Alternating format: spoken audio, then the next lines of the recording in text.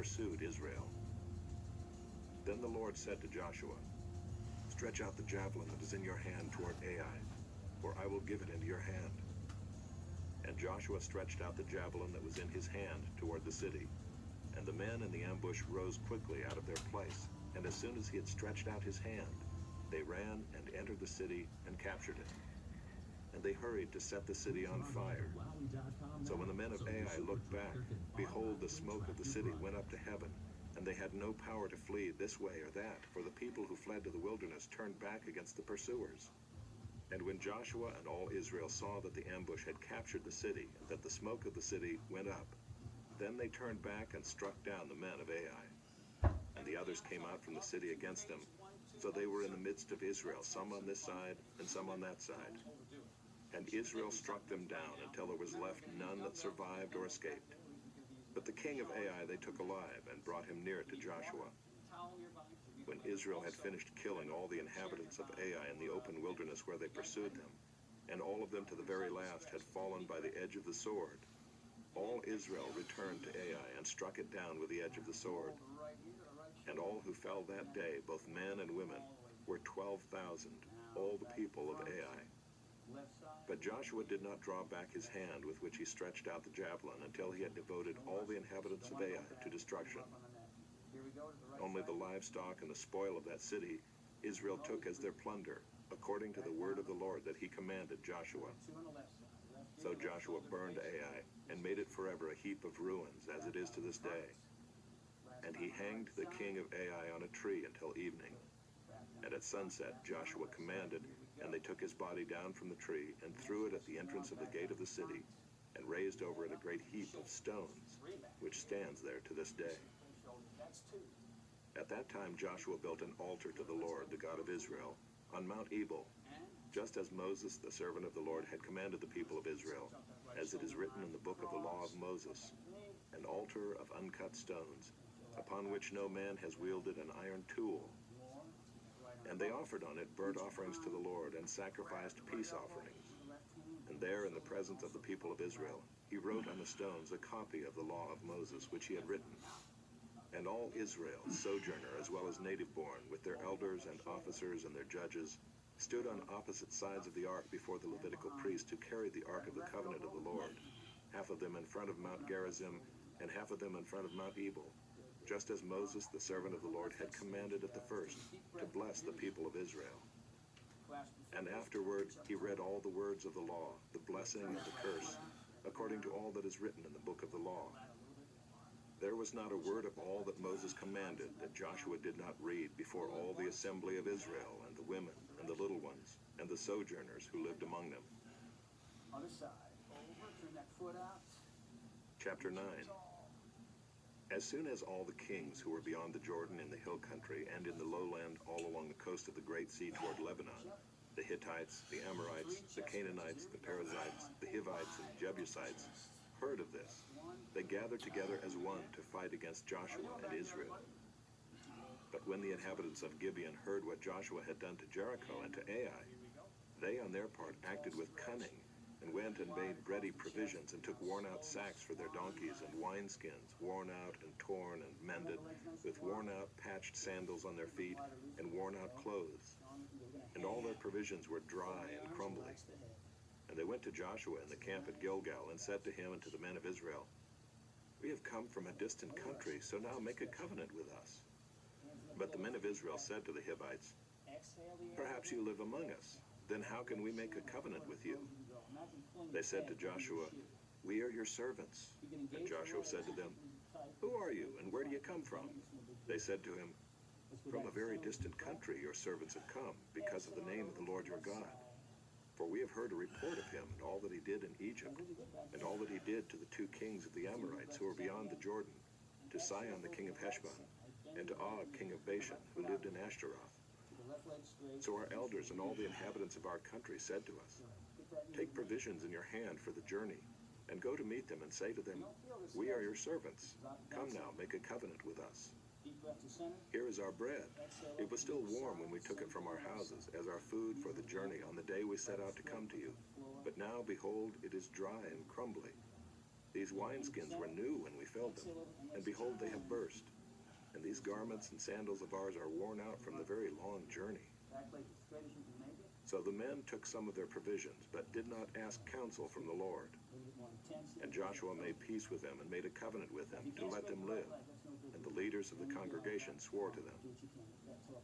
At the end of 3 days after they had made a covenant with them, they heard that they were their neighbors and that they lived among them. And the people of Israel set out and reached their cities on the 3rd day. Now their cities were Gibeon, Kephirah, Beeroth, and Kiriath-Jearim. But the people of Israel did not attack them because the leaders of the congregation had sworn to them by the Lord, the God of Israel. Then all the congregation murmured against the leaders. But all the leaders said to all the congregation, "We have sworn to them by the Lord, the God of Israel, and now we may not touch them. This we will do to them. Let them live, lest wrath be upon us, because of the oath that we swore to them." And the leaders said to them, "Let them live." So they became cutters of wood and drawers of water for all the congregation, just as the leaders had said of them. Joshua summoned them, and he said to them, "Why did you deceive us, saying, 'We are very far from you,' when you dwell among us? Now therefore you are cursed, and some of you shall never be anything but servants, cutters of wood and drawers of water for the house of my God." They answered Joshua, "Because it was told to your servants for a certainty that the Lord your God had commanded his servant Moses to give you all the land and to destroy all the inhabitants of the land from before you. So we feared greatly for our lives because of you and did this thing. And now behold, we are in your hand. Whatever seems good and right in your sight to do to us, do it." So he did this to them and delivered them out of the hand of the people of Israel, and they did not kill them. You guys ready to go? But Joshua made them that day cutters of wood and drawers of water for the congregation and for the altar of the Lord to this day, in the place that he should choose. Down hold. Up. Down hold. Chapter 10. Check out these two guys. Yeah. As soon as Adonizedek, king of Jerusalem, heard how Joshua had captured Ai and had devoted it to destruction, doing to Ai and its king as he had done to Jericho and its king, and how the inhabitants of Gibeon had made peace with Israel and were among them, Okay, let's go to he the feared greatly, because Gibeon was a great city, like one of the royal cities, because it was greater than Ai, and all its men were warriors. So Adonizedek, king of Jerusalem, sent to Hoham, king of Hebron, to Piram, king of Jarmuth, to Japhiah, king of Lachish, and to Deber, king of Eglon, saying, "Come up to me and help me, and let us strike Gibeon, for it has made peace with Joshua and with the people of Israel."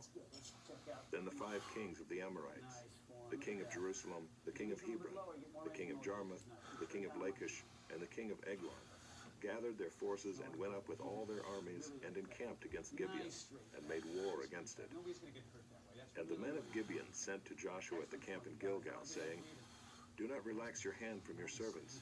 Come up to us quickly and save us and help us, for all the kings of the Amorites who dwell in the hill country are gathered against us."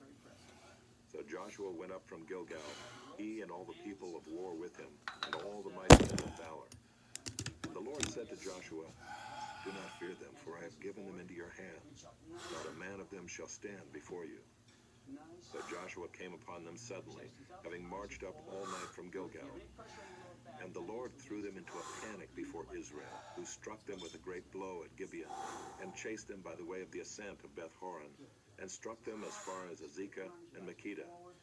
And as they fled before Israel, while they were going down the ascent of Beth-horon, the Lord threw down large stones from heaven on them as far as Azekah, and they died.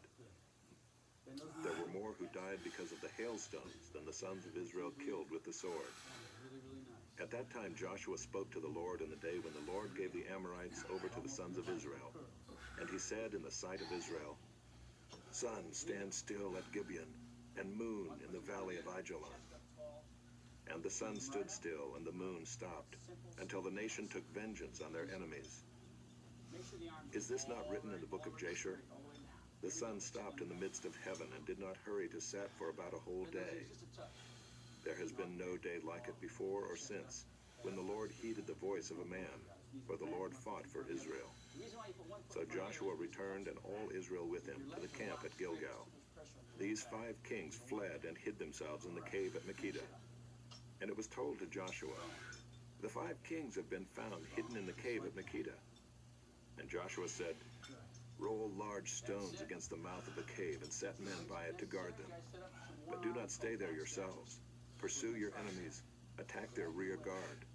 Do not let them enter their cities, for the Lord your God has given them into your hand. When Joshua and the sons of Israel had finished striking them with a great blow until they were wiped out, and when the remnant that remained of them had entered into the fortified cities, then all the people returned safe to Joshua in the camp at Makkedah. Not a man moved his tongue against any of the people of Israel. Then Joshua said, "Open the mouth of the cave and bring those 5 kings out to me from the cave." And they did so and brought those 5 kings out to him from the cave, the king of Jerusalem, the king of Hebron, the king of Jarmuth, the king of Lachish, and the king of Eglon. And when they brought those kings out to Joshua, Joshua summoned all the men of Israel and said to the chiefs of the men of war who had gone with him, "Come near, put your feet on the necks of these kings." Then they came near and put their feet on their necks. And Joshua said to them, "Do not be afraid or dismayed. Be strong and courageous. For thus the Lord will do to all your enemies against whom you fight." And afterward Joshua struck them and put them to death. And he hanged them on 5 trees. And they hung on the trees until evening. But at the time of the going down of the sun, Joshua commanded, and they took them down from the trees and threw them into the cave where they had hidden themselves. And they set large stones against the mouth of the cave, which remain to this very day. As for Makkedah, Joshua captured it on that day and struck it and its king with the edge of the sword. He devoted to destruction every person in it. He left none remaining. And he did to the king of Makkedah just as he had done to the king of Jericho. Then Joshua and all Israel with him passed on from Makkedah to Libnah and fought against Libnah. And the Lord gave it also and its king into the hand of Israel. And he struck it with the edge of the sword, and every person in it. He left none remaining in it. And he did to its king as he had done to the king of Jericho.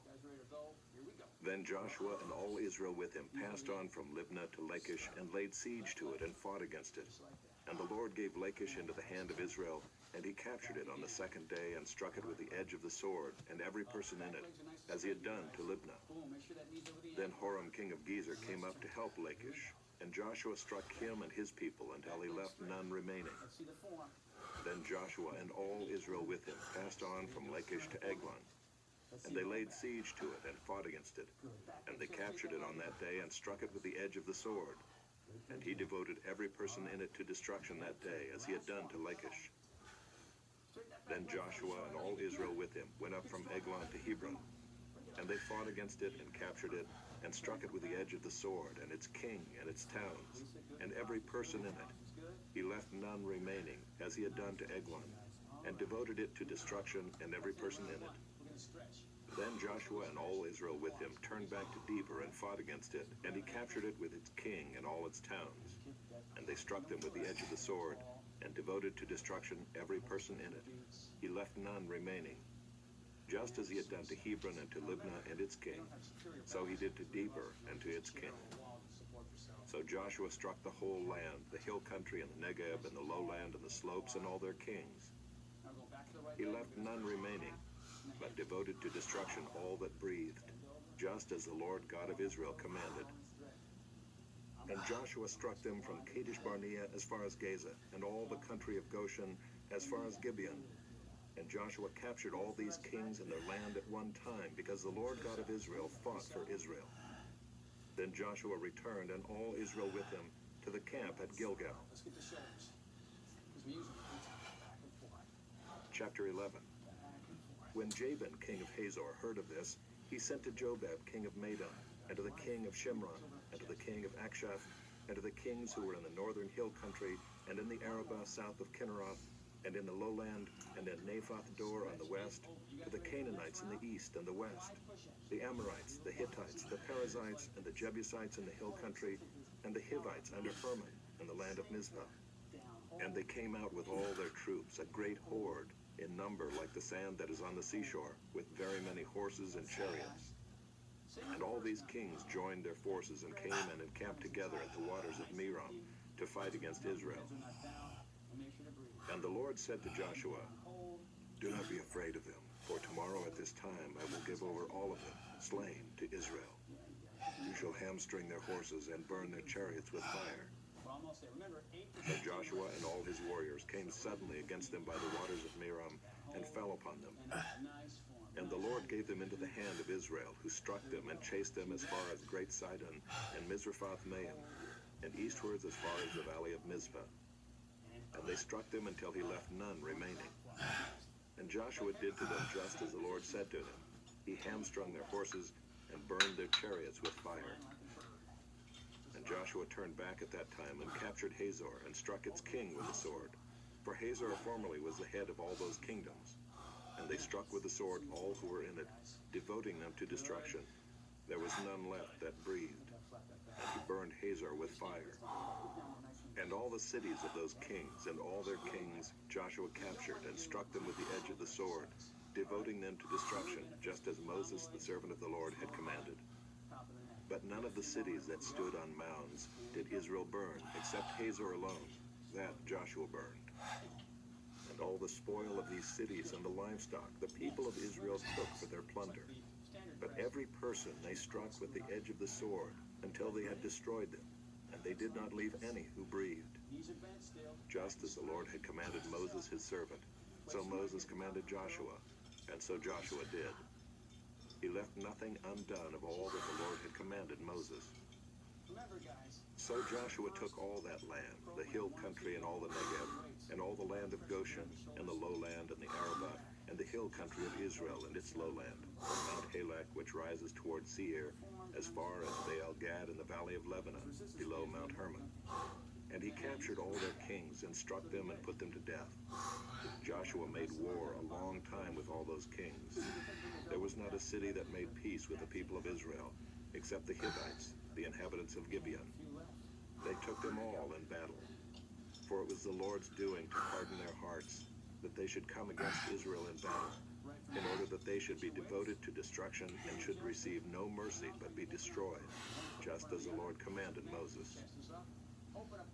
And Joshua came at that time and cut off the Anakim from the hill country, from Hebron, from Debir, from Anab, and from all the hill country of Judah, and from all the hill country of Israel. Joshua devoted them to destruction with their cities. There was none of the Anakim left in the land of the people of Israel. Only in Gaza, in Gath, and in Ashdod did some remain. So Joshua took the whole land according to all that the Lord had spoken to Moses. And Joshua gave it for an inheritance to Israel, according to their tribal allotments. And the land had rest from war. 2 to go. Last one, here it is. Chapter 12. Now we got 2 armed kickbacks. Now these are the kings of the land whom the people of Israel defeated and took possession of their land beyond the Jordan toward the sunrise, from the valley of the Arnon to Mount Hermon, with all the Arabah eastward. Sihon, king of the Amorites, who lived at Heshbon, and ruled from Aroer, which is on the edge of the valley of the Arnon, and from the middle of the valley as far as the river Jabbok, the boundary of the Ammonites, that is, half of Gilead, and the Arabah to the sea of Kinroth eastward, and in the direction of Beth Jeshimoth to the sea of the Arabah, the Salt Sea, southward to the foot of the slopes of Pisgah, and Og, king of Bashan, one of the remnant of the Rephaim, who lived at Ashtaroth and at Adriai, and ruled over Mount Hermon and Salakah and all Bashan to the boundary of the Geshurites and the Maacathites, and over half of Gilead to the boundary of Sihon, king of Heshbon. Moses, the servant of the Lord, and the people of Israel defeated them. And Moses, the servant of the Lord, gave their land for a possession to the Reubenites and the Gadites and the half-tribe of Manasseh. And these are the kings of the land whom Joshua and the people of Israel defeated on the west side of the Jordan, from Baal-Gad in the valley of Lebanon to Mount Halak that rises toward Seir.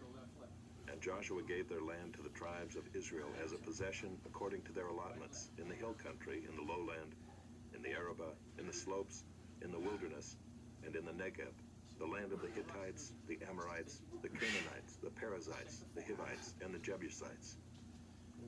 The king of Jericho won. The king of Ai, which is beside Bethel, won. The king of Jerusalem won. The king of Hebron won. The king of Jarmuth won. The king of Lachish won. The king of Eglon won. The king of Gezer won. The king of Debir won.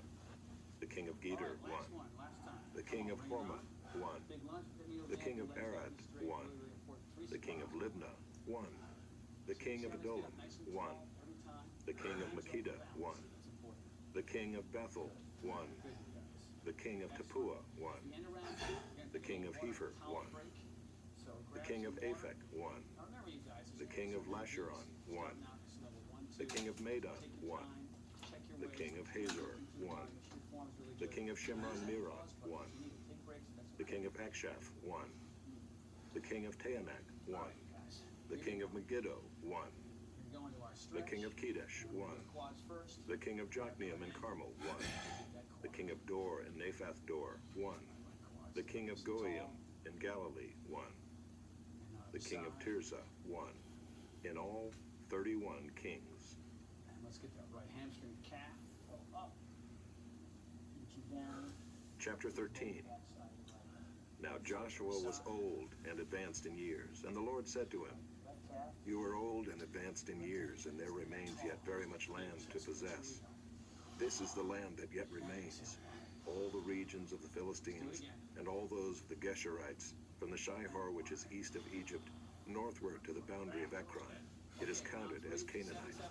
There are 5 rulers of the Philistines, those of Gaza, Ashdod, Ashkelon, Gath, and Ekron, and those of the Avim in the south, all the land of the Canaanites, and Mearah that belongs to the Sidonians, to Aphek, to the boundary of the Amorites, and the land of the Gebalites, and all Lebanon toward the sunrise, from Baal Gad below Mount Hermon to Lebo Hamath, all the inhabitants of the hill country from Lebanon to Misrephoth Maim, even all the Sidonians. I myself will drive them out from before the people of Israel. Only allot the land to Israel for an inheritance, as I have commanded you. Now therefore divide this land for an inheritance to the 9 tribes, and half the tribe of Manasseh. With the other half of the tribe of Manasseh, the Reubenites and the Gadites received their inheritance, which Moses gave them, beyond the Jordan eastward, as Moses, the servant of the Lord, gave them, from Aroer, which is on the edge of the valley of the Arnon, and the city that is in the middle of the valley, and all the tableland of Medeba as far as Dibon, and all the cities of Sihon, king of the Amorites, who reigned in Heshbon, as far as the boundary of the Ammonites, and Gilead and the region of the Geshurites and Maacathites, and all Mount Hermon, and all Bashan to Salakah, all the kingdom of Og and Bashan, who reigned in Ashtaroth and in Adriah. He alone was left of the remnant of the Rephaim. These Moses had struck and driven out. Yet the people of Israel did not drive out the Geshurites or the Maacathites, but Gesher and Maacath dwell in the midst of Israel to this day. To the tribe of Levi alone Moses gave no inheritance. The offerings by fire to the Lord God of Israel are their inheritance, as he said to him. And Moses gave an inheritance to the tribe of the people of Reuben according to their clans. So their territory was from Aroer, which is on the edge of the valley of the Arnon, and the city that is in the middle of the valley, and all the tableland by Medeba with Heshbon, and all its cities that are in the tableland, Dibon, and Bamoth Baal, and Beth Baal Meon, and Jahaz, and Kedemoth, and Maphaiah, and Kiriathaim, and Sibmah, and Zerath Shahar on the hill of the valley, and Beth Peor, and the slopes of Pisgah, and Beth Jeshimoth, that is, all the cities of the tableland, and all the kingdom of Sihon, king of the Amorites, who reigned in Heshbon, whom Moses defeated with the leaders of Midian, Evi and Rechab, and Zur, and Hur, and Reba, the princes of Sihon, who lived in the land. Balaam also, the son of Beor, the one who practiced divination, was killed with the sword by the people of Israel among the rest of their slain. And the border of the people of Reuben was the Jordan as a boundary. This was the inheritance of the people of Reuben, according to their clans with their cities and villages. Moses gave an inheritance also to the tribe of Gad, to the people of Gad, according to their clans. Their territory was Jazer and all the cities of Gilead, and half the land of the Ammonites to Aroer, which is east of Rabbah, and from Heshbon to Ramoth Mizpah and Betonim, and from Mahanaim to the territory of Deber, and in the valley Beth-Haram, Beth-Nimrah, Succoth, and Zaphon, the rest of the kingdom of Sihon, king of Heshbon, having the Jordan as a boundary to the lower end of the Sea of Kinneret, eastward beyond the Jordan. This is the inheritance of the people of Gad according to their clans, with their cities and villages. And Moses gave an inheritance to the half-tribe of Manasseh. It was allotted to the half-tribe of the people of Manasseh according to their clans. Their region extended from Mahanaim through all Bashan, the whole kingdom of Og, king of Bashan, and all the towns of Jair, which are in Bashan, 60 cities, and half Gilead, and Ashtaroth, and Adriai, the cities of the kingdom of Og in Bashan.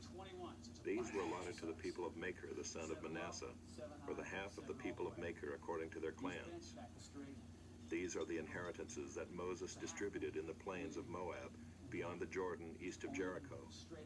But to the tribe of Levi, Moses gave no inheritance. The Lord God of Israel is their inheritance, just as he said to them. Everything's the same with the lower half. Notice, knees are always bent, back is always straight, chest is always Chapter 14. forward. The great arm flash. These are the inheritances that the people of Israel received in the land of Canaan, which Eleazar the priest and Joshua the son of Nun and the heads of the fathers' houses of the tribes of the people of Israel gave them to inherit. Their inheritance was by lot, just as the Lord had commanded by the hand of Moses for the 9 1/2 tribes. For Moses had given an inheritance to the 2 1/2 tribes beyond the Jordan, but to the Levites he gave no inheritance among them.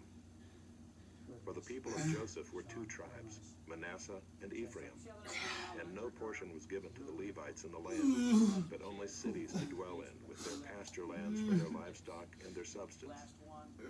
The people of Israel did as the Lord commanded Moses. They allotted the land. Then the people of Judah came to Joshua at Gilgal, and Caleb the son of Jephunneh the Kenizzite said to him, "You know what the Lord said to Moses, the man of God, in Kadesh Barnea concerning you and me. I was 40 years old when Moses, the servant of the Lord, sent me from Kadesh Barnea to spy out the land. And I brought him word again, in my heart. But my brothers who went up with me made the heart of the people melt. Yet I wholly followed the Lord my God. Moses swore on that day, saying, the land on which your foot has trodden shall be an inheritance for you and your children forever, because you have wholly followed the Lord my God. And now behold, the Lord has kept me alive, just as he said, these 45 years, since the time that the Lord spoke this word to Moses, while Israel walked in the wilderness. And now behold, I am this day 85 years old. I am still as strong today as I was in the day that Moses sent me. My strength now is as my strength was then, for war and for going and coming. So now give me this hill country of which the Lord spoke on that day. For you heard on that day how the Anakim were there, with great fortified cities. It may be that the Lord will be with me, and I shall drive them out just as the Lord said." Then Joshua blessed him, and he gave Hebron to Caleb the son of Jephunneh for an inheritance. Therefore Hebron became the inheritance of Caleb the son of Jephunneh the Kenizzite to this day, because he wholly followed the Lord, the God of Israel. Now the name of Hebron formerly was Kiriath Arba. Arba was the greatest man among the Anakim, and the land had rest from war. Oh, that's so nice.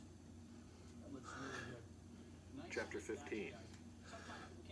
The allotment for the tribe of the people of Judah according to their clans reached southward to the boundary of Edom, to the wilderness of Zin at the farthest south, and their south boundary ran from the end of the Salt Sea, from the bay that faces southward. It goes out southward of the ascent of Akrabim, passes along to Zin, and goes up south of Kadesh Barnea along by Hezron, up to Adar, turns about to Karka, passes along to Asmon, goes out by the brook of Egypt, and comes to its end at the sea.